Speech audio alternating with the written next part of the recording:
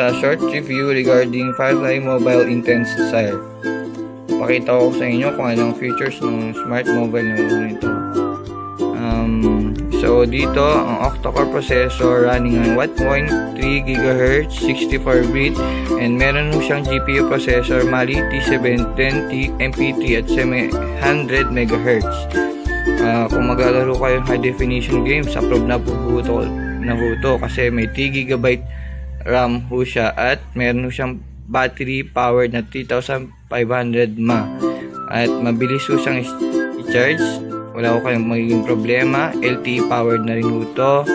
At ang back camera nito ay 13 megapixel Sony IMX214 PSI sensor.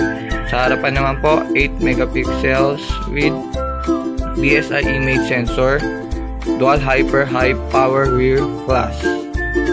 This is a 5.5-inch HD LED smartphone. Full lamination OGS LG IPS Plus technology.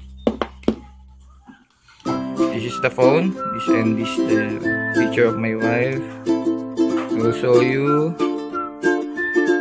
the version of the phone. Running at Android version 5.1 Lollipop.